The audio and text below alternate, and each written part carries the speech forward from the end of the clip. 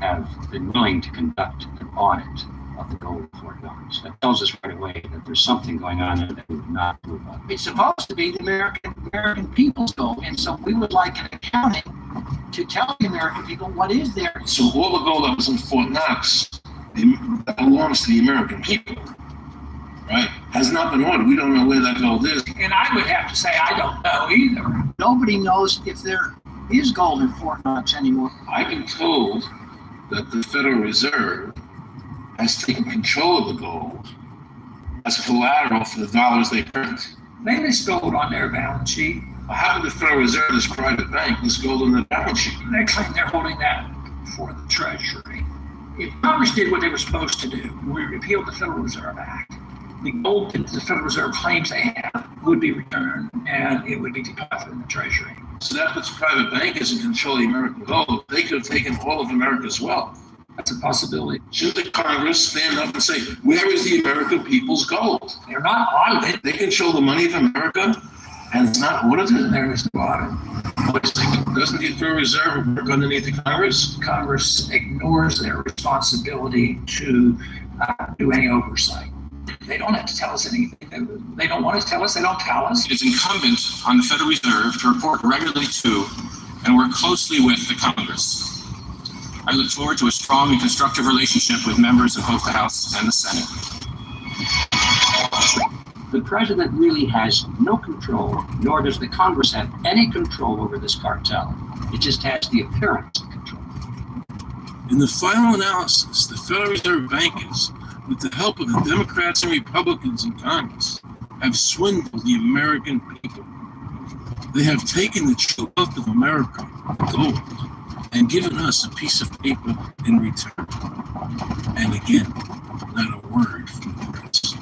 These frauds are going to continue until Congress is no longer intimidated by the Federal Reserve bankers, and Congress uses their legal authority to shut down the Federal Reserve System and to stop this loss of our freedoms.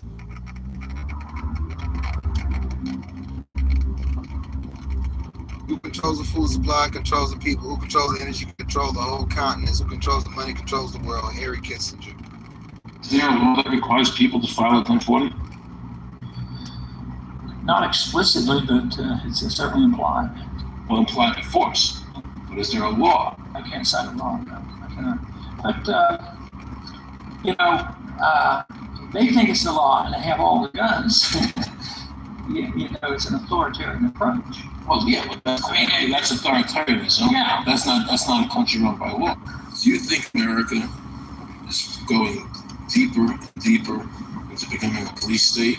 And if so, in what ways do you see that as a congressman? Yeah, I think we're moving in that direction because there's not much we can do without permission.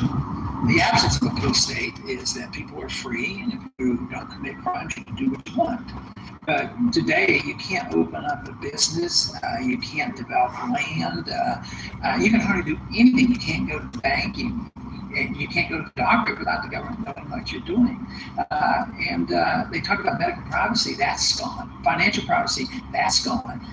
The right to own property, that's essentially gone. So you have to get permission from the government for almost everything. And if that is the definition of a police state, that you can't do anything unless the government gives you permission, we're well on our way.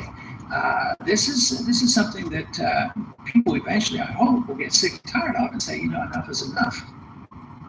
I sincerely believe the banking institutions having the issue of power and money are more dangerous to liberty than standing armies. Thomas Jefferson. President Bush has signed executive orders giving him sole authority to impose martial law and suspend habeas corpus.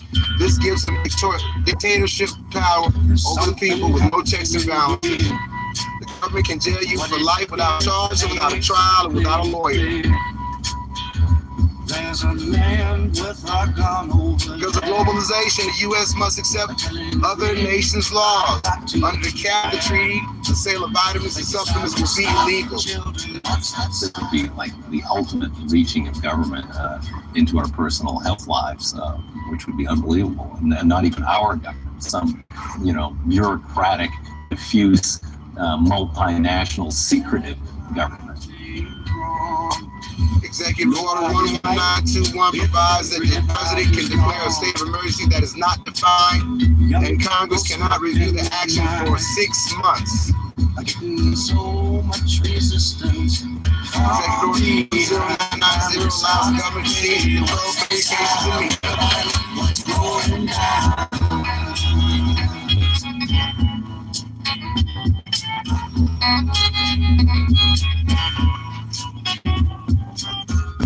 What a field day for the heat.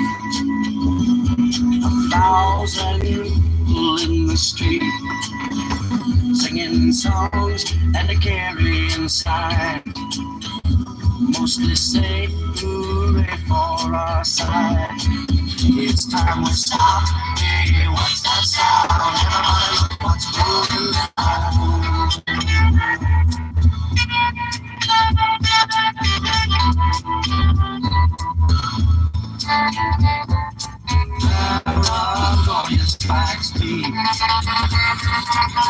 into your life, it will creep. It starts when you're always afraid.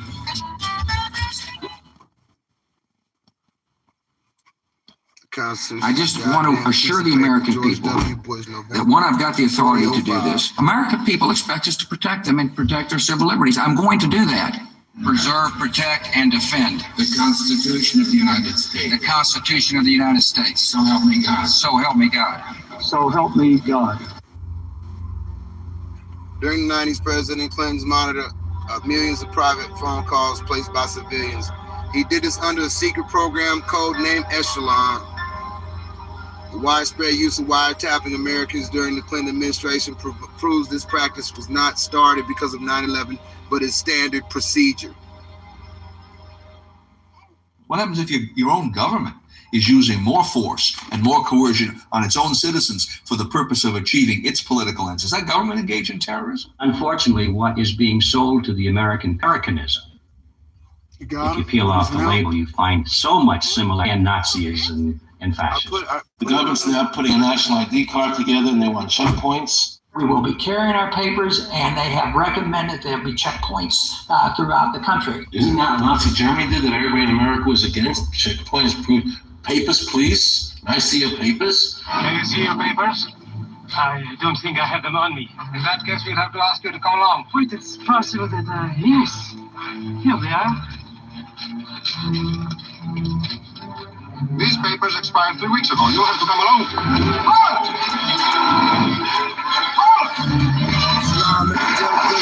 Thanks for joining. The new legislation, the national ID card is in it. It takes 3 or 4 pages to describe, and it will be connected with our driver's licenses. The states will be instructed on exactly what they have to do. Social Security. They've already done this in Mississippi. Some type of a physical proof, such as fingerprints. They call it True ID. On it. This movie is 20 years old. The law took effect May of 2008. Anyone without a card would not be able to permitted to board an airplane, Amtrak train, open a bank account, or enter a federal building.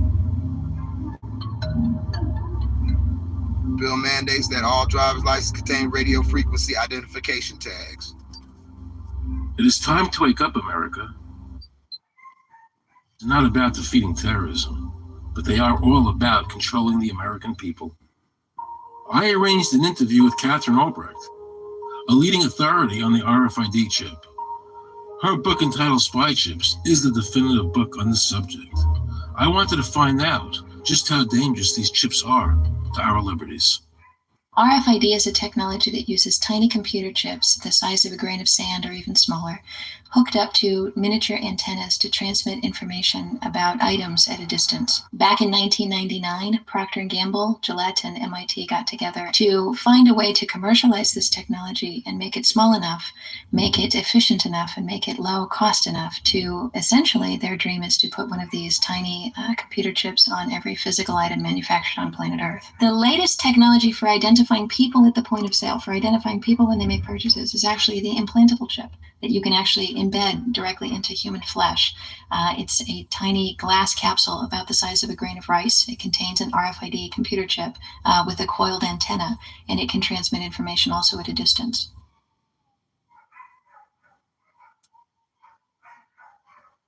U.S. group implants And trying to tag a microscopic tag be implanted in a person's body to track his every movement. There's actual discussion about that. You will rule on that, mark my words, before your tenure is over. Homeland Security folks, the Department of Defense and others have expressed an interest in being able to more closely monitor the U.S. populace. And one way to do that, of course, would be being able to determine who buys what and where they take those things. Washington, a massive database that the government will use to monitor every purchase made by American citizens, necessary tool in the war on terror. The Pentagon. Radio waves can travel through walls. They can travel through wood. They can travel through the things we normally rely on to protect our privacy. For example, your purse, your backpack, your pocket, anything you're wearing or carrying. Kraft Philadelphia cream cheese has been tagged with RFID and sold to consumers, as have Mach 3 razor products and other Gillette razor products, without the knowledge of the consumer. One of the tiny chips could actually even be the dot on the letter I on the back of the fine print on a package that you purchase. They were talking about having reader devices in every airport, on every bus, on every train, on every port, on every dock. One of the most worrisome applications of RFID are proposals to put them into cash, meaning that you would be able to track every banknote where it had been, stripping the dollar bill, and create in essence an audit trail.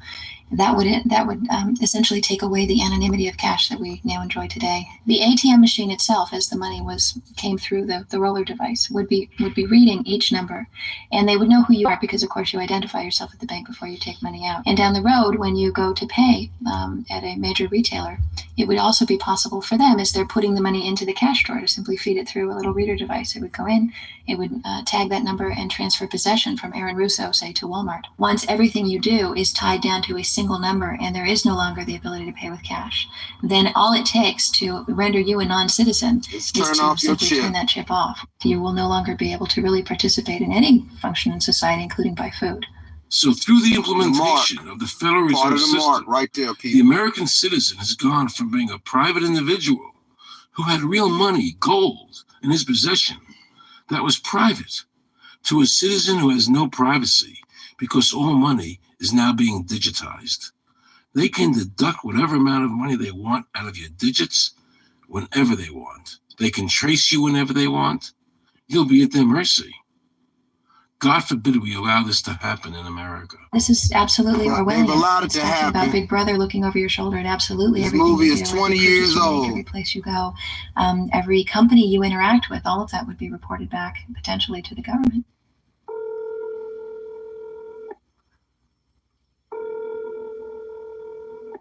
Pizza Palace, guaranteed hot in 30 minutes or it's free. This is Mary. May I take your order? Hi, Mary. Yes, I'd like to order. Is this Mr. Kelly? Yes. Thank you for calling again, sir. I share your national identification number is 610-204-999-8-45-54610. Is that correct? Yes. Thank you, Mr. Kelly. I see you live at 736 Montrose Court, but you're calling from your cell phone. Are you at home? I'm just leaving work, but I'm... Oh, we can deliver to Bob's Auto Supply. That's at 175 Lincoln Avenue, yes? No, I'm on my way home. How do you know all this stuff? We just got wired into the system, sir. Oh, well, the system. I'd like to order a couple of your double meat special pizzas. Sure thing. There'll be a new $20 charge for those, sir. What do you mean? Sir, the system shows me that your medical records indicate that you have high blood pressure and extremely high cholesterol. Luckily, we have a new agreement with your national health care provider that allows us to sell you double meat pies as long as you agree to waive all future claims of liability. What? Do you agree, sir? You can sign the form when we deliver, but there is a charge for processing. The total is $67 even. $67? Well, that includes the delivery surcharge of $15 to cover the added risk to our driver of traveling through an orange zone. I live in an orange zone? Now you do. Looks like there was another robbery on Montrose yesterday. You could save $48 if you ordered our special Sprout Submarine Combo and picked it up yourself. Comes with tofu sticks. Those are very tasty, sir. Good value, too. But I want double meat. Well, I'm sure you can afford the $67 then. You just bought those tickets to Hawaii. They weren't cheap, eh? Oh, but I see you checked out the budget beach bum at the library last week. Up to you, sir. All right. I'll get the Sprout subs. Good choice, sir. Gotta watch that waist if you're hitting the beach, eh? 42 inches. Wow. Man, I'd say tofu and Sprouts is like required. That's how much? Just between you and me, there's a $3 off coupon in this month's Total Men's Fitness magazine. Your wife Betty subscribes to that, right? Anyhow, clip that and it's $19.99 even. Whoa, looks like you maxed out on all your credit cards. Bring cash, okay? Have we become so controlled and so ignorant about our rights that the big institutions and big government can do whatever they want with us, even without our approval? I knew for certain the founding fathers would resist to the death what is happening in America today. And I, for one, will not accept a national ID card. And if nobody accepts a national ID card and nobody can board a plane without one, then let the airlines go bankrupt. And if you can't open a bank account in a big money center bank, then open an account in a small local bank. And if we can't walk into a federal building, I personally would consider that a blessing. Don't allow these institutions to dictate to us how we conduct our lives. This is America, and we have free choice. We, the people, have all the power, not the government. Government gets its power from us. That's what the Black Panther Party said. UEP News said that. Think of all the men and women who died in all our wars, fighting for freedom, not Federal Reserve bankers. Do you think they sacrificed their lives so that Americans could be chipped like a dog? So we could all have a homing device inside us? No. This ID card is the last step before they implant us. And that's precisely the reason nobody should accept one. And you know what they're going to do? They're going to call in the propaganda machine, the media, and try and sell this as if we're in everybody's best interest. We're working on a product that we have called internally a PLD. PLD stands for Personal Locating Device, which is an implantable GPS for which our company owns a patent. The hybrid of the two of these products, being Digital Angel and Verichip, is what we call PLD. PLD should be in prototype form by the end of this year, by December of 2002, and we are already working with the Food and Drug Administration as well as legislative agencies with these products and ultimately with the PLD. A product to make you a product. We have a Florida family who are really pioneers. They pose it like it's something good when it's just a beast system. The first ever to have microchip identification devices implanted into their body. After 9/11, I was really concerned with the security of my family. I wouldn't mind having something planted permanently in my arm that would identify me. Talk about identification papers. Watch what happens to a woman in Florida whose license was suspended. Get out of the car or I'm going to tase you. The next street off the keeper.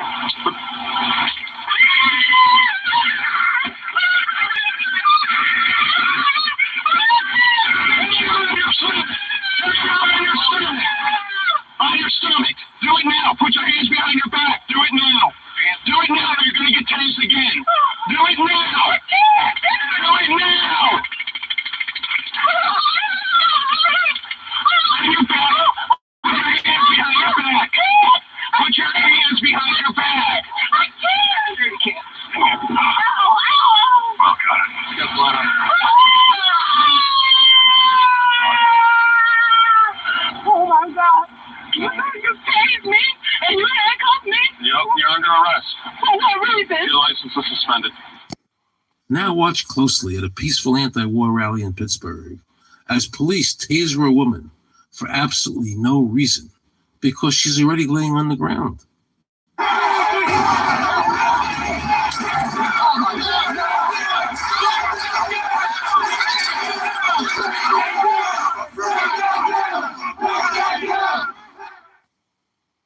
Now let's watch the government add insult to injury to the people of New Orleans, who are already suffering from Hurricane Katrina. No one will be able to be armed. We will take all weapons. That happened today in this wealthy neighborhood where homeowners had armed themselves to protect their mansions. Residents were handcuffed on the ground. In the end, police took their weapons but let them stay in their homes. Wasn't that kind and generous of the government to allow people to stay in their own homes? How thoughtful. Of course, they couldn't defend themselves from looters because they were unarmed. For many of the police and guard troops, it is an uncomfortable job to do this in an American city. You never expect to do this in your own country. Walking up and down these streets, you don't want to think about the stuff that you're gonna have to do. When personal freedom is being abused, you have to move to limit it. All the power is in the people. And to the extent that government becomes alienated from the people, does things that people don't want, power is transferred until you finally come to a police state, totalitarian state, whatever word you want to give it, where the desires of the people really have no consequence. They go out and they vote. Doesn't make any difference which candidate they elect. I'm a programmer. I work for NASA, work for ExxonMobil, work for Department of Transportation. Mr. Curtis, are there programs that can be used to secretly fix elections? Yes. How do you know that to be the case? Because in October of 2000, I wrote a prototype for President Congressman Tom Feeney at the company I work for in Oviedo, Florida, that did just that. And when you say did just that, it would rig an election? It would flip the vote 51-49 with whoever you wanted to go to and whichever race you wanted to win. And would that program that you designed be something that elections officials, that might be county boards of elections, could detect? They've never seen it. So how would such a program, a secret program that fixes the election, how could it be detected? You would have to view it either in the source code, or you'd have to have a receipt and then count the hard paper against the actual vote total. Other than that, you won't see it. Voting machine manufacturers refuse to allow anyone to see the source code. Without paper ballots, the honesty of any election cannot be verified. Given the availability of such vote rigging software and the testimony that has been given under oath of substantial statistical anomalies and gross differences between exit polling data and the actual tabulated results, do you have an opinion whether or not Ohio election, presidential election, was hacked? Yes, I would say it was. So in other words, there's absolutely no assurance whatsoever on anything with regard to these machines? Absolutely none. Absolutely none. 2004 Ohio precinct exit poll data shows virtually irrefutable evidence of voter miscount. Anybody who trusts electronic voting machines should have their head examined. Integrity of 2006 elections cannot be ensured. Government Accountability Office. Many of the voting machine companies are owned and operated by foreign agencies. Like Russia. Those who vote decide nothing. Those who count the votes decide everything. Joseph Stalin, Russian dictator, who also coined the phrase now we "Make can see a America new Great world Again." coming into view. A world in which there is the very real prospect of a new world order. The new world order will be built, an end run on national sovereignty, eroding it piece by piece, will accomplish much more than the old-fashioned frontal assault. Council on Foreign Relations. 1974. This is why we are allowing foreign governments to control our ports while we lose national sovereignty. Those tariffs that he instilled. We shall have world government, whether or not we like it. The only question is whether world government will be achieved by conquest or consent. Paul Warburg, Council on Foreign Relations and architect of the Federal Reserve System. There's a group that get together internationally and they sort of play God with our money. You think it's part of what George Bush said was the one world order? They can't have a new world order only with, a world police, military. Right. I think the financial system ultimately is even more important than the guns. The central bankers of the world are working together to create a one world government, a global police state as sinister as anything George Orwell ever wrote about, where every person on the planet Earth will have an RFID. I appreciate it, Angelic. Thanks for joining by, man. Shalom, shalom. Every transaction you make. I hope you got something out of it. it. Everybody would be the universal monetary system par excellence, because there'd be no escape from it. And you'd be totally under the control of those who issue the electronic impulses in that chip. Their strategies are being accomplished through the World Trade Organization, the International Monetary Fund, and the Bank for International Settlements, which is the central bank for all the central banks of the world. Most people don't have a clue that these unelected private bankers actually control the governments of the world. They have financed and profited from every war since World War I without concern for humanity. The war in Iraq is an attempt by the Federal Reserve and their partner, the Bank of England, to control the Middle East and to make it a part of the New World Order. Now let's listen to this quote by Robert Reich, a member of President Clinton's cabinet and one of his most trusted advisors. The dirty little secret is that both houses of Congress are irrelevant. America's domestic policy is now being run by Alan Greenspan and the Federal Reserve. America's foreign policy is now being run by the International Monetary Fund. When the president decides to go to war, he no longer needs a declaration of war from Congress. That was to defend the New World Order, U.S. soldiers will have to kill and die. Arthur Schlesinger, Counselor on Foreign Relations, 1995. Military men are just dumb, stupid animals to be used as pawns in foreign policy. Henry Kissinger, Counselor on Foreign Relations.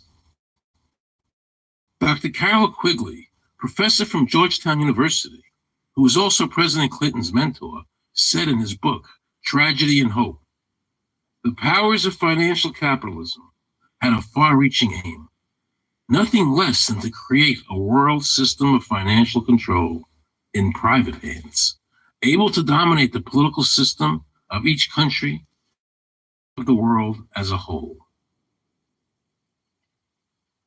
And then President Clinton's Deputy Secretary of State, Strobe Talbot, said, in the next century, nations as we know it will be obsolete. All states will recognize a single global authority.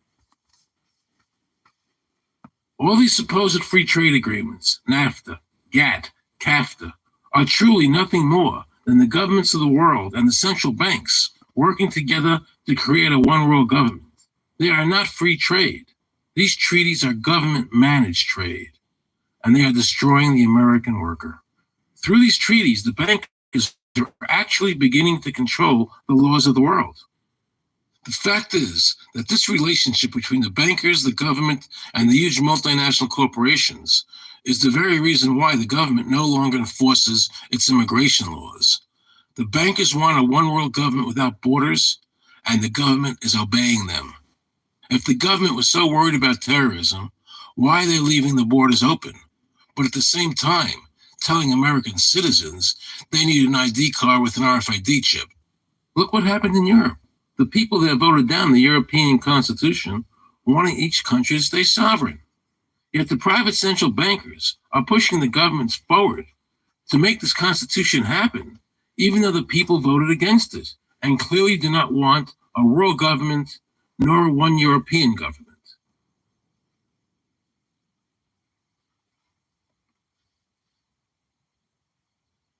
Now pay close attention to this quote by David Rockefeller, and you'll understand what is happening in the world today and where the American people are heading as a nation.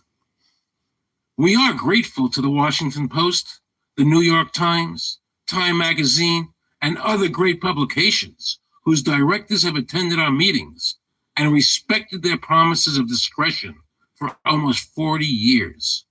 It would have been impossible for us to develop our plan for the world if we had been subjected to the lights of publicity during those years. But now, the world is more sophisticated and prepared to march towards a world government. The supranational sovereignty of an intellectual elite and world bankers is surely preferable to the national autodetermination practiced in past centuries. David Rockefeller, a member of the Council on Foreign Relations, actually believes that we would be better off if he and his bank of friends ran the world. The real rulers in Washington are invisible and exercise power from behind the scenes. U.S. Supreme Court Justice. Benito Mussolini had a great quote about fascism. He said that fascism should be called corporatism more properly because it's the perfect merger of power between the corporation and the state. That's how we define fascism. And that's what we're seeing here. The media. I'm going to leave it there for today. I hope if you're watching or if you decided to stop in that you got something from this live. Don't believe anything that you saw. Research it for yourself, and you'll see that there's no cap. Yeah, the person that produced this film is a great producer. He produced Trading Places with Eddie Murphy and The Rose with Bette Midler. He's a certified director who basically risked it all to find out if there was a law, if there is a law that requires Americans to pay an income tax on their wages. And I want to thank all of you for joining today, because you could have been anywhere, but you're here with me. And I hope you got something out of this. I'm the Mad Trucker saying, may the Most High bless and keep you. May his countenance be gracious unto you. May the Most High smile on you and grant you shalom. Until we meet again, keep doing the knowledge. Mad Trucker out.